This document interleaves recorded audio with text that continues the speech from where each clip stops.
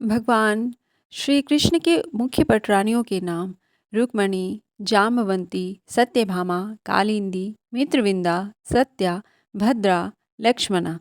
अब प्रश्न यह उठता है कि भगवान की 8 पटरानियों के होने के बाद भी 16,100 कन्याओं से विवाह क्यों किया था।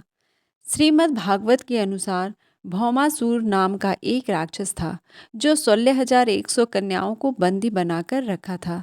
तब उन कन्याओं ने श्री कृष्ण को आवाहन किया।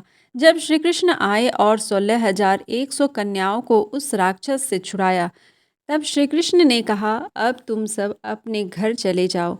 इन कन्याओं ने कहा, ये समाज हमें स्वीकार नहीं करेगा, हम कहाँ जाएं।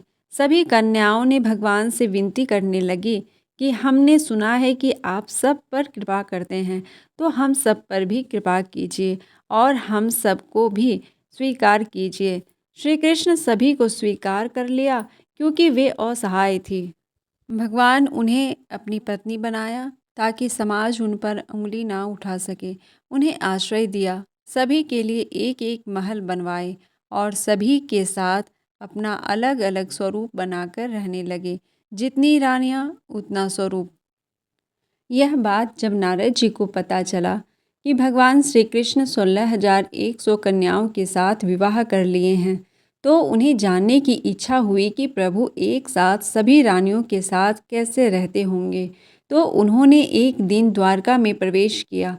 सबसे पहले रुक्मणी जी के महल में नारद जी ने प्रवेश किया। तब उन्होंने देखा कि भगवान श्री कृष्ण बैठे हुए हैं और माता रुक्मणी पंखा कर रही हैं।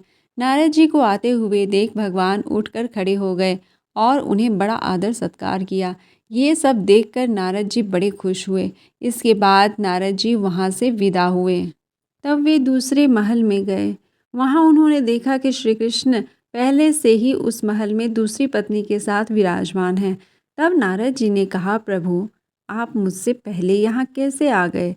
तब श्री कृष्ण ने कहा, मैं तो यहीं था, मैं यहाँ से कहीं गया ही नहीं। अगर विश्वास ना हो तो मेरी पत्नी से पूछ लो।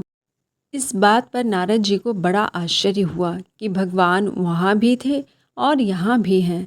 इसके बाद नारद जी सभी महलों में पहुँचे। वे जिस महल में जाते वहाँ प्रभु को पहले से ही पाते।